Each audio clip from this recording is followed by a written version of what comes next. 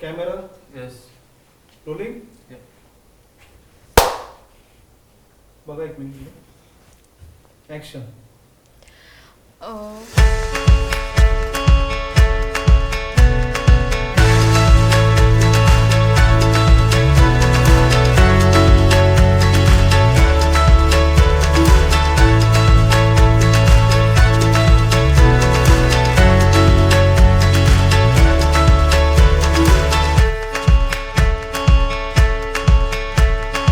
मेकअपमुळे त्या व्यक्तीचं व्यक्तिमत्व बऱ्याचदा झाकलं जातं. म्हणजे जशी व्यक्ती ऍक्च्युअल आहे तशी दिसत नाही, वेगळाच काहीतरी मेकअप केलेला असतो. तर मेकअपचं किती कॉन्ट्रीब्युशन आहे या गोष्टीमध्ये, किंवा तुमचं व्यक्तिमत्व कसं बदलू शकतं याबद्दल काय सांगशील तू?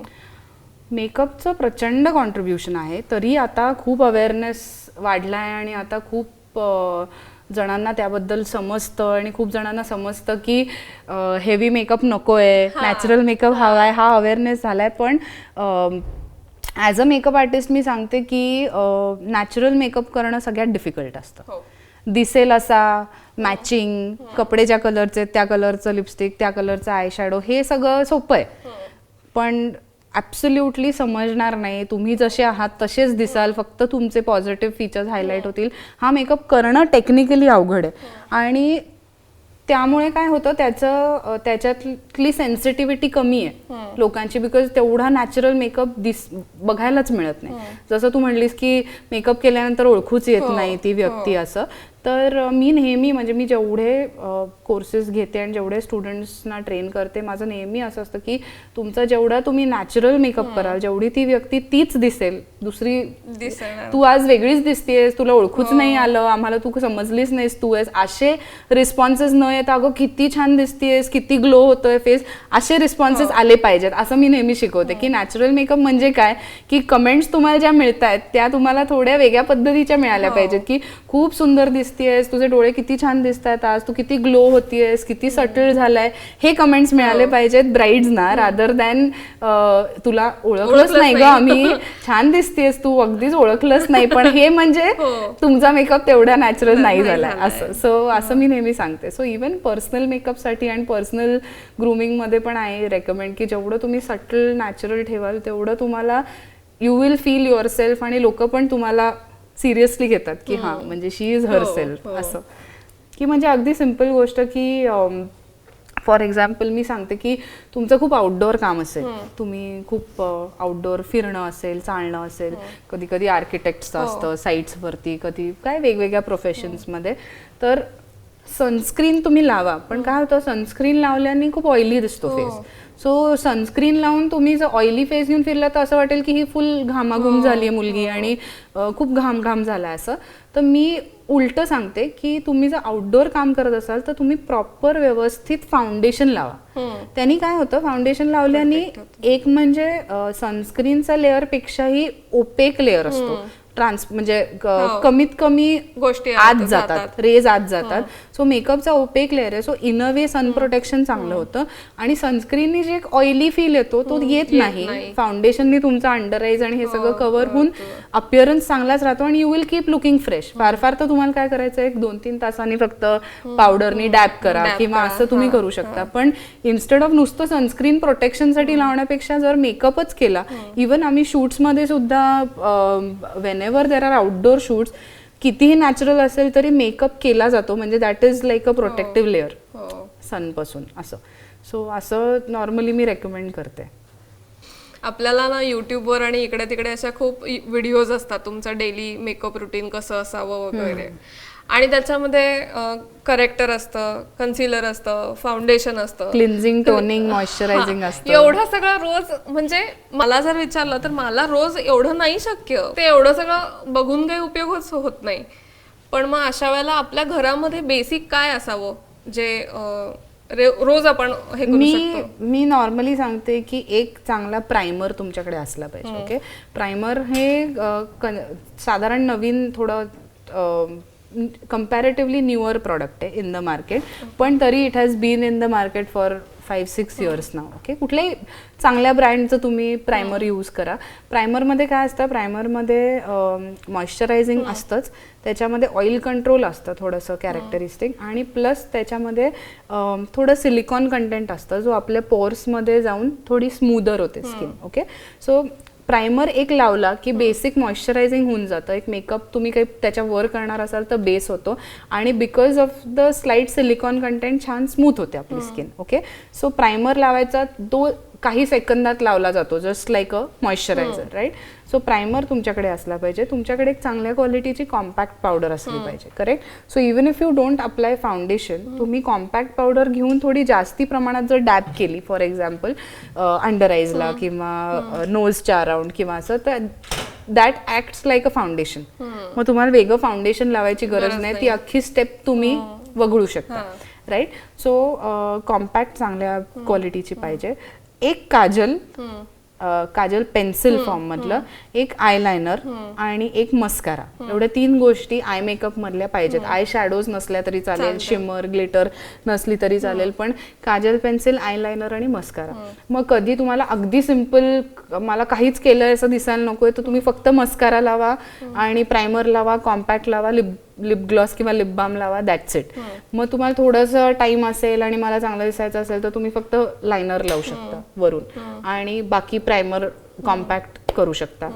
अजून if you are wearing a sari किंवा एथनिक काहीतरी आहे तर kajal plus liner plus mascara, ह्यानी एक आईजना छान डेफिनेशन येते. आणि प्लस तुम्ही बाकी कॉम्पॅक्ट आणि ह्यानी तर करताच आहे, आणि चांगल्या कुठल्या तरी कलरची lipstick which suits the outfit. So हे झालं की that's done. So eye makeup मध्ये काजल, लायनर, मस्कारा हे मिनिमम तुमच्याकडे असलं पाहिजे. काजलमध्ये पण मी असं सांगते की ब्लॅक कलरचं काजल आणि कुठल्याही एका दुसऱ्या कलरचं काजल पेन्सिल तुम्ही ठेवा, म्हणजे मे बी पिकॉक ब्लू किंवा ग्रीन, म्हणजे कुठलाही डार्क कलर, एखादा पर्पल किंवा अशा कलरची, की कधीतरी तुम्ही ते लावलं इन्स्टेड ऑफ काजल पेन्सिल तरी छान दिसतं. बाकी काही मेकअप नाही केला, पण नुसतं एक आपल्या काजल पेन्सिलच्या जागी पिकॉक ब्लू कलरचं काजल लावलं तर ते छान दिसतं. So that is also one thing I recommend. आणि 3 ते 4 लिपस्टिक्स पाहिजे तुमच्याकडे. मग त्याच्यामध्ये मी असं सांगते की ज्यांना ब्राईटर किंवा असे कलर्स, डार्कर रादर कलर्स आवडतात, जे तुमच्या स्किन टोनपेक्षा उठून दिसतील जास्ती, असे आवडत असतील तर त्यांनी रेड कलर, छान एक डीप रेड कलर त्यांच्याकडे पाहिजे, एक डीप पिंक कलर पाहिजे. ओके, आणि ते सोडून तुमच्याकडे एखादा नॅचरल ब्राऊन आणि एखादा नॅचरल पिंक पाहिजे, की जो तुमच्या स्किनच्या अगदी जवळ आहे. सो असे एक 4 किंवा 5 शेड्स तुमच्याकडे असतील, आणि एक ब्रश ठेवायचा की ज्याने तुम्ही मिक्स पण करू शकता. ओके, ह्या 4 शेड्स असतील तर तुम्ही मिक्स करून भरपूर त्याच्यातून शेड्स, आणि even if you don't have a brush, एक लिपस्टिक लावायची, त्याच्यावरती दुसरी लिपस्टिक लावायची, त्यांनी सुद्धा मिक्स अँड छान मिक्सिंग होतं. कारण पर्सनली यूज करतोय तेव्हा आपण डिरेक्टली लिपस्टिक्स यूज करतो. So you can directly mix colours, or you can mix them on your hand and apply with a brush, असं. सो 3 ते 4 लिपस्टिक, दॅट्स इट. एवढंच मेकअपचं सामान असण्याची गरज आहे असं मला वाटतं, आणि एवढ्याच सामानात खूप छान तयार होता येतं. म्हणजे you don't need a lot of I shadows, blush on, हे ते. अर्थात तुम्हाला टाइम असेल तर तुम्ही पुढच्या स्टेप्स करा, करायच्याच नाही तसं नाही, बट दिस इज मिनिमम. आणि हे म्हणजे प्रायमर, त्याच्यावर कॉम्पॅक्ट, लायनर, काजल, मस्कारा आणि लिपस्टिक हे लावायला it does not take more than 4 minutes. 4 मिनिटापेक्षा जास्ती लागत नाही ह्या सगळ्या गोष्टी. आणि मी नेहमी असं सांगते की तुम्हाला तुमचा चेहरा सगळ्यात चांगला माहिती आहे, तुमचा चेहरा तुमच्यापेक्षा कोणालाच माहिती नसणार आहे. सो मग इन दॅट केस तुम्ही स्वतःवर एकदा करायला लागलात की तुम्हाला इतकी सवय होते की it becomes like a habit. So तुम्हाला ते 4 मिनिटाचं हळूहळू 3 मिनिटं, हळूहळू 2 मिनिटं असं होतं. मग इफ यू हॅव टाइम, तुम्ही कधी शॉपिंगला गेला असाल तर एखादा आय शॅडोजचं पॅलेट आणायचं, मग टाइम असेल रेडी व्हायला तर आय शॅडोज लावायचे आणि बाकी सगळं रुटीन 3 मिनिट रुटीन करायचं असं. So this is my 2-3 minute routine that I recommend. आणि मिनिमम प्रॉडक्ट्स मी सांगते असं.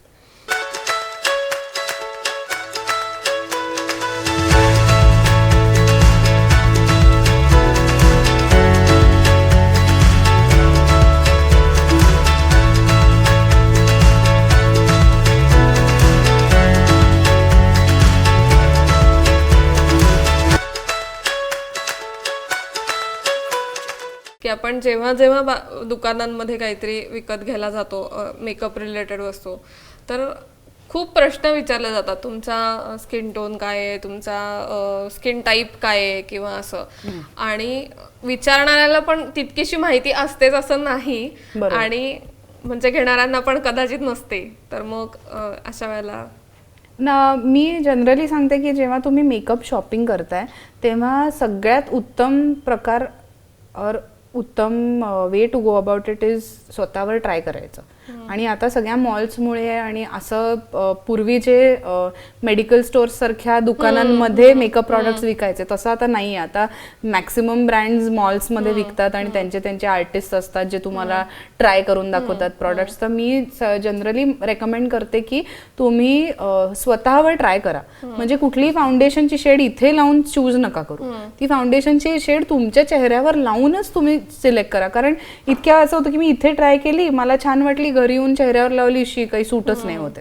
कारण इथला आणि आपल्या स्किनवरचा एकतर टोनच वेगळा असतो. दुसरी गोष्ट, इथे छोट्याशा एरियामध्ये तुम्ही ट्राय केल्यावर मे बी ते ब्लेंड होईल, पण आपल्या चेहऱ्याच्या पूर्ण सरफेसवरती थोड्या वेगवेगळ्या शेड्स पण असतात, त्या कव्हर होत आहेत का नाही. सो तो तुम्ही पूर्णतः तुमच्या फेसवरती ट्राय करा. अगदीच अख्ख्या फेसवर जरी नसेल तरी चिक्सवर ट्राय करा, की चिक्स हा मॅक्सिमम सरफेस असतो आपल्या चेहऱ्यावरचा. चिक्सवर जर ब्लेंड होत असेल तर दॅट मीन्स ती शेड तुम्हाला सूट होते. अगदी from lip colours to foundation to mascara, प्रत्येक गोष्ट तुम्ही ट्राय करूनच बाय करा.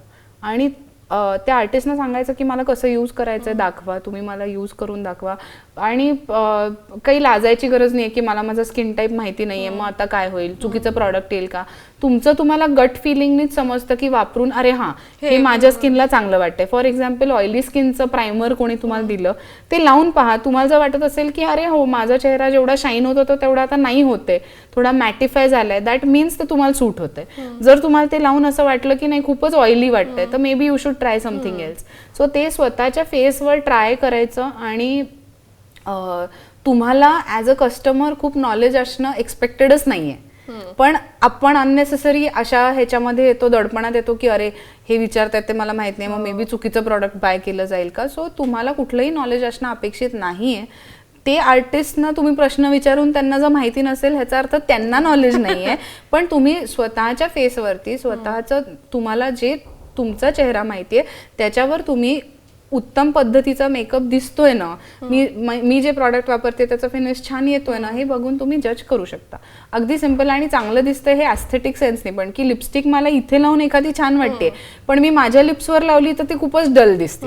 सो ती लिप्सवर लावून बघणं. डिस्पोजेबल ब्रशेस मिळतात, हाताने तुम्ही लावू शकता, कॉटन बड्स मिळतात. सो तुम्ही ते लावूनच बघा आणि चूज करा. That is the best possible. Trial and error. आणि स्वतःवर ट्राय करून, चेहऱ्यावर ट्राय करून बघा, हातावरती, रिस्टवरती असं ट्राय करून बघू नका. असं ट्रेडिशनली कसं होतं की केसांना तेल लावल्याशिवाय तुम्ही केसांची काळजी घेऊ शकत नाही. आता एक्झॅक्टली उलट झालंय की आता तेलच लावायचं नाही कारण ते खूप ऑइली दिसतात, किंवा आता कंडिशनर आलेत, किंवा असं. म्हणजे हेअर केअर मध्ये काय बोलशील त्याच्याबद्दल तू? हेअर केअरमध्ये शॅम्पू, कंडिशनर, ऑइल ह्या 3 गोष्टींमध्ये तर खूप लोकांचे गैरसमज आहेत किंवा मिथ्स आहेत की कंडिशनर लावला की केस गळतात, किंवा तेल लावल्याशिवाय केसांना नरिशमेंटच मिळत नाही किंवा असं. सो ॲक्च्युली आता असं झालं की टेक्नॉलॉजी खूप पुढे गेली आहे आणि लोकांना असं वाटतं की कंडिशनर म्हणजे केमिकल लावतोय किंवा शॅम्पू म्हणजे केमिकल आहे, तर असं नाही आहे. ऑइल हे केसांना डेफिनेटली गरजेचं आहे, ओके. पण ऑइलची गरज ही पूर्वीपेक्षा आता थोडी वेगळी झाली आहे. ऑइलची गरज कशी वेगळी झाली आहे की पूर्वी काय होतं, पूर्वी केसांना कंडिशन करायला किंवा नरिशमेंट द्यायला दुसरं काहीच प्रॉडक्ट अवेलेबल नव्हतं. आता आपल्याकडे कंडिशनर्स आहेत, लिव्ह इन कंडिशनर्स आहेत, लिव्ह ऑन सारखे प्रॉडक्ट्स आहेत की जे पोस्ट वॉश तुम्ही केसांवर लावू शकता, की ज्यांनी एक्सटर्नल पोषण मिळतंय केसांना. पण पूर्वी ते नव्हते. म्हणून काय व्हायचं की केस खूप फ्रीझी वाटायचे, खूप ड्राय वाटायचे. मग ते करायला काहीतरी एक मॉइश्चरचा एलिमेंट किंवा ऑइली एलिमेंट हा म्हणजे तेल. म्हणून ते तेल लावून वेणी घालायची किंवा तेल लावून ठेवायचं केसांना was the only option they had. पण आता उलटं झालंय. आता असं झालंय की शॅम्पूज आणि हे आपण यूज करतो त्यांनी स्कॅल्प आपला ड्राय होतो, ओके. स्कॅल्प ड्राय होतो आणि स्कॅल्प पशी केस ब्रिटल होतात, तुटतात किंवा गळू शकतात. तर ऑइलची गरज ही मेनली स्कॅल्पला आहे. सो आठवड्यातनं एकदा ऑइल लावलं पाहिजे. कुठलंही ऑइल जे तुम्हाला सूट होतंय किंवा तुम्हाला रेकमेंड केलं गेलंय ते लावलं पाहिजे. It has to be applied only to the scalp. So तुमच्या स्कॅल्पला तुम्ही ऑइल घ्या, वॉर्म करा पाहिजेत आणि ते स्कॅल्पला लावा, म्हणजे रूट्स स्ट्रॉंग होतात केसांचे. आणि केसांसाठी कंडिशनर आहे. सो केस तुम्ही प्रत्येक शॅम्पू नंतर आयडियली कंडिशनर लावला पाहिजे. तो तुम्ही किती प्रमाणात लावायचा ते तुमच्यावरती, कारण कंडिशनरनी कधी कधी फ्लॅट होतात केस, कारण कंडिशनर हा एक कोट येतो केसांवरती, शाईन येते त्यांनी, पण कधी कधी फ्लॅट होतात. सो काही लोकांना कंडिशनर अगदी कमी प्रमाणात किंवा तुम्ही डायल्यूट करून घ्या आणि लावा, पण conditioner is to be applied only to the hair, not to the roots.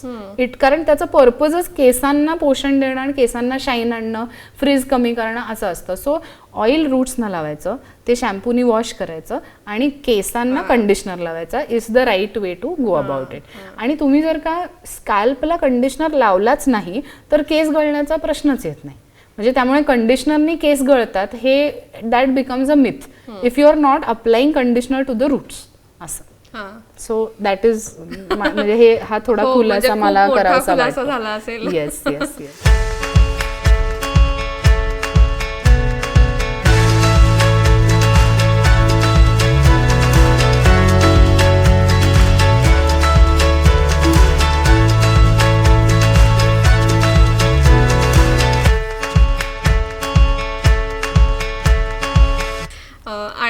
आणि एक विचारायचं आहे की पर्टिक्युलर ब्रँडला फॉलो केलं पाहिजे का किंवा असं काही आहे का? माझं एक नेहमी सांगणं असतं की ब्रँड कॉन्शियस राहा जेव्हा तुम्ही मेकअप प्रॉडक्ट्स वापरता, पण ब्रँड डिपेंडंट होऊ नका असं माझं सांगणं असतं. की तुम्ही अगदी कॉन्शियसली चूज करा की तुम्ही एखादं प्रॉडक्ट जस्ट बिकॉज मला ही लिपस्टिक 50 रुपयाला मिळाली म्हणून मी घेऊन टाकली असं करू नका. तुम्ही ती ब्रँड कुठली आहे, कुठे मॅन्युफॅक्चर झालंय, त्याच्यात काय कंटेंट्स आहेत, त्याचं शेल्फ लाईफ काय आहे हे थोडंसं बघा. जर का एखाद्या लिपस्टिकवरती आहे 50 रुपयाला किंवा 100 रुपयाला आणि त्याच्यावर लिहिलं काहीच नाही आहे, दॅट मीन्स की you cannot trust it. It might काहीतरी तुमच्या लिप्सवरती रिॲक्शन येऊ शकते, काहीतरी त्रास होऊ शकतो. ॲट द सेम टाइम तुम्ही चांगल्या चांगल्या ब्रँड्सचं जेव्हा वापरता तेव्हा त्याच्यावरती लिहिलेलं असतं, त्याचं शेल्फ लाईफ बेटर असतं, त्याचे बेटर रिव्ह्यूज लोकांकडनं आलेले असतात. सो त्या ब्रँड्सचं वापरणं मी नक्कीच रेकमेंड करते, राईट. पण काय आहे ना, आज माझ्याकडे ह्या ब्रँडची फॉर एक्झाम्पल मॅकची माझ्याकडे काजल पेन्सिल नाही म्हणून माझं काजल चांगलं चाललं नाही, मॅकची काजल पेन्सिल नाही म्हणून माझं काजल उतरलं, माझ्याकडे बॉबी ब्राऊनचं आज फाउंडेशन नव्हतं म्हणून मला करताच आला नाही मेकअप, असं नाही झालं पाहिजे, राईट. किंवा खूप जणांचं असं होतं की मी ना एवढे वर्ष बॉबी ब्राऊनचं ते अमुक नंबरचं फाउंडेशन यूज करत होते, आता ते मार्केटमध्ये मिळतच नाही, सो आता मला कळतच नाही फाउंडेशन. सो असं डिपेंडन्सी तुमची नाही आली पाहिजे. आणि third type of dependency is status symbol म्हणून, की म्हणजे यु नो की ही ह्या ब्रँडचं वापरते पण माझ्याकडे तर ही ब्रँड आहे. तर असं काही नाहीये. मेकअपमध्ये शेवटी फिनिश आणि एकदा तुम्ही लावल्यानंतर नोबडी कॅन ॲक्च्युली गेस की तुम्ही कुठली ब्रँडचं यूज केलंय. It is just what you keep in your purse can be a status. So त्या दृष्टीने पण तुम्ही ब्रँड डिपेंडंट नाही झाला पाहिजेत. कॉन्शियस राहा, शेल्फ लाईफ बघा. एका पर्टिक्युलर लिमिटपर्यंत मेकअप प्रॉडक्ट्सचं असं आहे की the more expensive the brand the better the finish असं आहे. पण एका पर्टिक्युलर लिमिटपर्यंतच ते आहे. जसं मी म्हटलं तसं की एक 100 रुपयाची लिपस्टिक आणि मे बी 700 रुपयाची लिपस्टिक ह्याच्यात फरक आहे. 700 ते 1500 मध्ये पण मे बी फरक असेल, पण 1500ची लिपस्टिक काय आणि 3500ची लिपस्टिक काय हे सगळं आजच्या प्राइसिंगच्या दृष्टीने मी सांगतेय. मे बी 1500 आणि 3500 मध्ये तेवढा फरक नसेल. So up to a certain limit quality of product मध्ये फरक पडत जातो. पण आफ्टर दॅट पॉइंट ते सगळं ब्रँड व्हॅल्यू येते. ब्रँड व्हॅल्यूमुळे किमती वाढतात, मग फिनिशमध्ये फरक नाही पडत. So then you have to take a call असं. किंवा कोणी एंडोर्स केलाय त्याच्यावरती पण करेक्ट. सो ती ब्रँड व्हॅल्यू त्याची काय आहे त्याच्याप्रमाणे प्राइसेस होतात. पण मी म्हणलं तसं की मे बी 1500 रुपयाची लिपस्टिक आणि 700 रुपयाची लिपस्टिक 1500 रुपयाची जास्ती टिकते, त्याचा फील जास्ती चांगला येतो, त्याचं शेल्फ लाईफ मे बी जास्ती असेल, हे फायदे असू शकतात. But beyond that maybe all brands finish wise are same. So it is completely up to you की तुम्हाला काय. सो मला असं वाटतं की तुम्ही त्याचे कलर्स, त्याचं फील, ते तुमच्यावर कसं दिसतंय हे बघून जास्ती ठरवावं रादर दॅन ब्रँड्सची नावं बघून असं. सो ब्रँड्स बद्दल मला this is my opinion. Shelf life हा खूप महत्वाचा मुद्दा मांडलास. हो. बऱ्याचदा ट्रेंड म्हणण्यापेक्षा विचार असा असतो की आपण, तू आता म्हणलीस 1,500 रुपये देऊन लिपस्टिक घेतली आहे आणि समजा वर्षभरात त्याची एक्सपायरी डेट असेल तर 1,500ची लिपस्टिक अजून संपली पण नाही आणि टाकून द्यायची का, बरोबर, असा विचार करतात. तर मेकअप प्रोडक्ट्स बद्दल मला असं वाटतं की शेल्फ लाईफ काही गोष्टींना इम्पॉर्टंट आहे. For example lipsticks, Kajal pencil आणि मस्कारा, या 3 गोष्टींना शेल्फ लाईफ खूप महत्वाचं आहे, कारण शेवटी ते स्किनवरती तुमच्या ते रिॲक्शन येऊ शकणारे प्रोडक्ट्स आहेत. ओके, पण जे पावडर बेस्ड प्रोडक्ट्स आहेत की आय शॅडो किंवा ब्लश ऑन किंवा कॉम्पॅक्ट पावडर, ह्याच्यामध्ये मॉइश्चर काही नसल्यामुळे ऍक्च्युली ते खराब होण्याची चान्स कमी असतो, कारण मॉइश्चरच नसतं, त्याच्यामुळे त्याचं spoiling is generally it doesn't happen. म्हणजे आता आम्ही एवढे वर्ष मेकअप प्रॉडक्ट्स वापरतो तर आम्हाला माहिती आहे की आय शॅडो आणि ब्लश ऑन आपण 3-3 वर्षांनी सुद्धा यूज केलं तरी फिनिशही सेम आहे आणि त्याचा स्किनवरही त्रास होत नाही. पण at the same time lipsticks मधलं मॉइश्चर कंटेंट कमी होतो, त्यांनी मग जास्ती घर्षण होतं लिप्सवरती, किंवा काजल पेन्सिल ड्राय पडते आणि त्याचं इफेक्ट येत नाही तेवढा ह्याच्यावरती. आणि at the same time mascara तुम्ही लावताय तो आतमध्ये आईजच्या स्किनमध्ये लावता तर जुना झाला असेल तर त्याचा स्किनला काहीतरी त्रास होऊ शकतो. आय लायनर्समध्ये पण मी रेकमेंड करते की वॉटर बेस्ड काही लायनर्स येतात ज्याला केक लायनर्स म्हणतो आम्ही, ते कॉम्पॅक्ट सारखे असतात आणि पाण्याचा ब्रश घेऊन तुम्ही ते यूज करता, तर ते तुम्ही किती दिवस खरं वापरू शकता. शेल्फ लाईफ शेवटी कंपनीला द्यायची म्हणून ते देतात, पण जेल लायनर्स तुम्ही नाही वापरू शकत. जेल लायनर्सला परत स्पॉइलिंगचा चान्स असतो, त्यामुळे तुम्ही ते नाही. सो काही प्रॉडक्ट्सना शेल्फ लाईफ डेफिनेटली फॉलो केलं पाहिजे आणि काही प्रॉडक्ट्सना तुम्ही ते थोडंसं ओव्हरलुक केलं, म्हणजे अगदी 2 वर्ष असेल तर 5 वर्ष वापरा असं नाही, पण 2 वर्ष झालेत त्याचे आणि अजून एक 6 महिने मी नक्कीच वापरू शकते, असं त्यांनी काही एवढं स्किनला त्रास नाही पडत.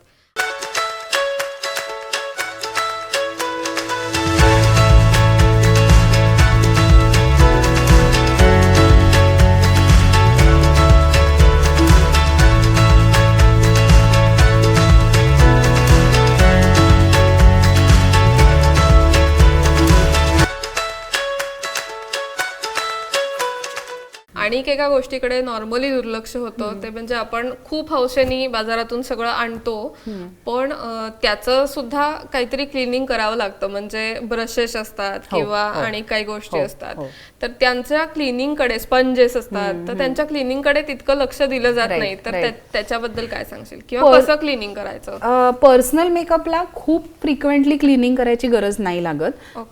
ब्रशेस साठी आजकाल ब्रश क्लीनर्स मिळतात मार्केटमध्ये, सो ते तुम्ही यूज करू शकता. आणि अगदीच तुमच्याकडे जर नसतील तर तुम्ही अगदी सिंपल कुठलाही बेबी शॅम्पू किंवा असा वॉर्म वॉटर मध्ये हे करायचा, त्याच्यात ते ब्रशेस 1-5 मिनिटं आपल्या हातानेच काय म्हणायचं खळबळून काढायचे आणि नॅपकिन वरती रेस्ट करायचे, पुसून नाही काढायचे, रेस्ट करायचे आणि लिटरली पंख्याखाली ठेवायचे आणि नॅचरली ड्राय होऊ द्यायचे. सो असं ब्रशेसचं क्लिनिंग टेक्निक असतं. सेम गोज विथ स्पंजेस, साबणाच्या पाण्यात किंवा बेबी शॅम्पू किंवा माइल्ड कुठलं तरी डिटर्जंट यूज करून तुम्ही ते वॉश करून नॅचरली ड्राय होऊ द्यायचे, त्याच्यावर ड्रायर मारायचा किंवा हे नाही करायचं असं. पण you get brush cleaners in the market नाव आणि दे आर व्हेरी इफेक्टिव्ह. ते अल्कोहोल बेस्ड असतात, त्यामुळे ओलं राहत नाहीत, ब्रशेस ओले राहत नाहीत, त्यामुळे ते खूप इफेक्टिव्ह आहेत. So you can. पण माझं रेकमेंडेशन असं असतं की खूप फ्रिक्वेंटली वॉश करायची गरज नाहीये जेव्हा तुम्ही स्वतःचे प्रॉडक्ट्स वापरताय. आम्ही जेव्हा प्रोफेशनली करतो तेव्हा आम्ही लिटरली प्रत्येक मेकअप नंतर ब्रशेस क्लीन करतो, बिकॉज आम्हाला हायजीन आणि ह्या दृष्टीने ते नाही चालत असं. So that is that. So personally तुम्ही 1 महिन्यातनं एकदा, तुमचे जर फ्रिक्वेंटली करत असाल तर महिन्यातनं एकदा नक्की वॉश करा, असं मी रेकमेंड करते. असं मी परवाच तुझी पोस्ट वाचली की 15 वर्ष तुला प्रोफेशन मध्ये झाली आणि मला इतकं भारी वाटलं की म्हणजे ह्याचा अर्थ खूप लवकर वयात तुझं प्रोफेशन सुरू झालं. वय नाहीये जास्त आणि तरी सुद्धा म्हणजे 15 वर्षाचा हा स्पॅन आहे. खूप कमी वयात तुला खूप मोठा एक्सपिरियन्स मिळाला आणि त्याच्यासाठी खूप फोकस्ड असावं लागतं, कारण एवढ्या लवकर जर तुम्हाला करिअर सुरू करायचं आहे तर ते खूप फोकस्ड असायला लागतं. तर किती ब्राइड्स झाल्या आतापर्यंत आणि कसा अनुभव होता? वेल, ब्राइड्स माझ्या आय थिंक 3,500 पेक्षाही जास्तीच थोड्या झाल्यात. सो 3,500 नवऱ्या मुलींना मी रेडी केलंय त्यांच्या वेडिंगसाठी. नंबर ऑफ मेकअप्स तर खूप जास्ती होतात कारण प्रत्येक ब्राईडचे हो, 2-3 वेगळे, ओकेजन्स असतात आणि ते सोडून मी जे काही इंडस्ट्रीमध्ये काम केलंय आणि फिल्म्स, म्युझिक व्हिडिओज, ॲडव्हर्टाइजमेंट हे सगळं मध्ये काम केलंय ते वेगळं. पण ब्रायडल इंडस्ट्रीमध्ये माझा first wedding season was in 2004.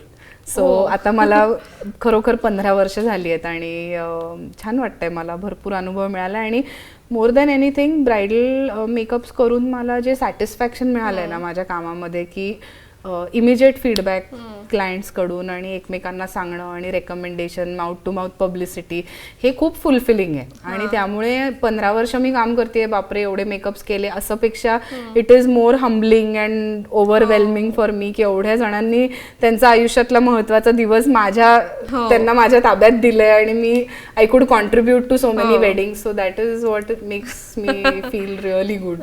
खूपच मस्त फिलिंग आहे. छान वाटलं तुझ्याशी गप्पा मारून आणि खूप गोष्टी कळाल्या. खूप मिथ्स असतात तर त्याच्याबद्दल तू खूप क्लॅरिफिकेशन्स पण दिलेस. मलाही असं म्हणजे मला तर मस्तच वाटलं गप्पा मारायला. आय होप सगळ्यांना काही ना काहीतरी छोट्या छोट्या गोष्टी मिळाल्या असतील ह्याच्यातून आणि कधीही काही वाटलं तर मला सांग नक्की. आपण पुन्हा एखादा सेशन करू शकतो. काहीच प्रॉब्लेम नाही. Thank you so much. थँक्यू.